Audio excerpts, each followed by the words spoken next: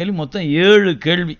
இந்த 7க்கும் அடியேனுக்கு அருள வேண்டும் அப்படின்னு கேட்கிறார். அஞ்செழுத்து தான் ஏது தேசிகனே சாற்று. ஆசிரியருக்கு பேர் தேசிகன்னு பேர். இது பழைய காலத்து மரபுங்க. தேசிகன் அப்படின்னு பேர். ஆசிரியர் என்ற சொல்லுக்கே பொருள் என்னதுங்களா? ஆசுனா குற்றம், இரியர்னா நீக்குபவர், குற்றத்தை நீக்குபவர் ஆசிரியர். சொல்லுக்கு பொருள் முதல்ல. ஆசிரியர் என்ற சொல்லுக்கு குற்றத்தை நீக்குபவர். ஆசு குற்றம், இரியர் அவர் நீங்கி நின்னாத்தானே நமக்கு நீக்க முடியும் இல்லைங்களா? ஆசிரியர் யார்? குற்றத்தை நீக்கிறவன். குற்றம் நீங்கி இருந்தா தானே நீக்க முடியும். எனவே ஆசிரியன் என்பது குற்றத்தை நீக்குபவன் அப்படின்னு பொருள். அதனால தான் எல்லாரும் அப்படி இல்லை அப்படின்னு பார்க்கிறோம். அதனால தான் நமக்கு அரசாங்கம் பார்த்தீங்கன்னா நல்லாசிரியர் விருதுன்னு வழங்குது. எல்லாரும் நல்லாசிரியர் இல்லைன்னு தெரியுது. அதுலேருந்து அரசாங்கம் ஆண்டுக்கு ஒரு முறை நல்லாசிரியர் விருது வழங்குது. ஏன் எல்லாம் இப்போ பள்ளிக்கூடத்துக்கு நல்லாசிரியர் இல்லாமல் ஏயா வாத்தியாரா போட்டீங்கன்னு கேட்குறவன் யாராவது? ஏங்க எல்லாருமே இல்லையா, எல்லாரும் நல்லாசிரியர் தான். இருந்தாலும் மாணவனுக்கு பயிற்றுவிப்பதிலும் அவனில் அணுகி நிற்பதிலும் அவனுக்கு ஒரு உறுதுணையாக நிற்பதிலும் இவர் நல்ல முறையில் பணியாற்றுகிறார். எனவே இவருக்கு நல்லாசிரியர் விருது. இந்த நல்லாசிரியர் விருதுக்கு ஒரு கேட்டகரி வச்சுருப்பாங்கல்ல, இதுதான் தகுதின்னு. அந்த தகுதி பொருந்துகிறவர் நல்லாசிரியர். மற்றவங்கள இப்போ மோசமான ஆசிரியர் என்ன இல்லை, அவங்க ஆசிரியர் தான். பாடம் நடத்துவதில் வல்லவராக இருக்கலாம். ஆனால் மாணவன் அணுகுகிற பொழுது சின்ன இருந்தான்னு வச்சுங்களேன், எப்படி இருக்கும்? அவர்கிட்ட போய் கேள்வி கேட்கறாரு, கம்முன்னு இருக்கலாம் ஐயா, கடிச்சு துப்பிடுவார் அவர். இதெல்லாம் நம்ம பள்ளிக்கூடம் படிக்கும்போது நாம் கேட்டது தானே. கடிச்சு மனுஷன் போனின்னு வச்சு கடிச்சு துப்பிடுவார், வாடா இந்த பக்கம் அப்படின்பார்.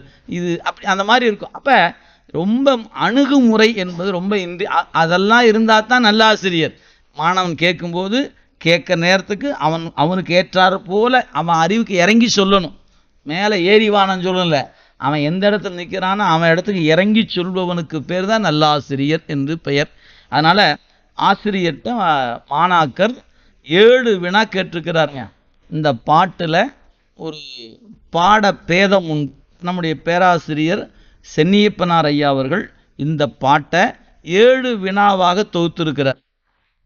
அதுவே உங்களுக்கு தெரிந்திருக்கலாம். மதுரை காமராசர் கல்லூரியில் ஒரு பேராசிரியர் இருந்தார். சைவ சித்தாந்த துறையினுடைய தலைவராக இருந்தவர் ஆனந்தராசன் பேர். அவர் இந்த நூலுக்கு உரை எழுதியிருக்கிறார். அவர் உரை எழுதும்போது என்ன பண்ணியிருக்கிறார்னா, இந்த வினாக்களை 8 வினாவாக மாற்றியிருக்கிறார். சென்னியப்பனார் ஐயா 7 வினா தான் வச்சிருக்கிறார். ஆனால் அவர் எழுதும்போது என்ன பண்ணுறாரு, இந்த பாட்டை 8 வினாவாக ஆக்கி கொண்டார். அப்போ அந்த 8வது வினா எது? அது ஒரு கேள்வி எழுதலைங்களா? அதுக்கு அவர் எழுதுகிறாரு, தான். நம்ம ஒரு சொல் போட்டார் பாருங்க. இந்த தான் என்பதை ஒரு வினாவாக்கிக்கிட்டார். அதாவது நான் யாரு, நீ யாரு, நடம் யாது, அஞ்செழுத்து தான் ஏது தேசிகனே சாற்று. அஞ்செழுத்துன்னு சொல்லி முடிச்சுட்டு அந்த தான் என்பதை தனியாக எடுத்துக்கொண்டார். அதை ஒரு வினாவாக்குறார். அதுக்கு என்ன உரை எழுதுறார்னா, முத்தி என்பது யாது என்று வினாவாக்கி கொண்டார். எனவே இப்போ சென்னியப்பனார் ஐயா பார்வையில் மணவாசம் கடந்தார் மெய்கண்டாற்ற கேட்ட கேள்விகள் 7. ஆனந்தராசன் ஐயா பார்வையில் மெய்கண்டாற்ற மாணாக்கர் கேட்ட வினாக்கள் 8. இதுதான் உரையாசிரியருக்குரிய வேறுபாடு. இவருடைய பார்வை 7 வினா. நாம் இந்த நூல் தான் பின்பற்றுகிறோம். அதனால் நம்ம 7ன்னு தான் வைத்து கொள்ளணும். இன்னொன்று இருக்குதுங்கிறக்காக இந்த செய்தி. ஆனந்தராசன் ஐயா அவர்கள் மதுரையில் இருந்தவங்க. வாழ்நாள சைவ சித்தாந்தத்துக்கே அர்ப்பணித்தவர். கடைசி வரைக்கும் திருமணம் செய்து கொள்ளாதவர். இறுதி மூச்சு உள்ளவரை அந்த சித்தாந்த நெறிக்கே தன்னை அர்ப்பணித்து கொண்ட ஒரு பெரியவர். ஏன்னா அந்த பேரையாவது கொஞ்சம் காதில் வாங்கி வச்சு, நம்ம காலத்தில் வாழ்ந்து கொண்டு இப்போ தான் கடந்த சில மாதங்களுக்கு முன்பு தான் இறைவன் திருவடி அடைந்தார். எனவே கொஞ்சம் நினைவில் வைத்துக் கொள்ளுங்கள். இந்த பேரையாவது நினைவு வச்சுக்கணும் என்பது அதுக்காக இந்த பேரை சொல்லுகிறோம். எனவே மொத்தம் 7 வினாக்கள் அப்படின்னு வைத்துக்கொண்டு இந்த 7 வினாக்களுக்கும் நம்ம விடை காணணும். அதனால் வினை என்ற ஒன்றுக்கு அடை கொடுத்திருக்கிறார். அப்போ அந்த வினையை பற்றி சொல்லுகிற பொழுது அந்த குறிப்பு நாம் பார்க்கிறோம். அன்றேதான் மாறா வினை ஏது, அங்கே ஒரு அடை இருக்குது. அதுக்கப்புறம் நான் ஏது நீ ஏதுக்கெல்லாம் அடை இல்லை. நாதன் நடம் ஏது அஞ்செழுத்தேது எங்கேயும் அடையே கொடுக்கல. இப்படி ஒரு கேள்வியை கேட்டிருக்கிறார்.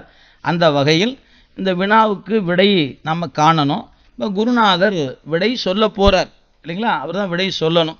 அந்த வினாவுக்கு விடை சொல்வது எவ்வாறு அமைந்திருக்கிறது அப்படின்னு நம்ம பார்க்கணும். அந்த வகையில் இந்த வினாவுக்கு விடையாக அமைந்தது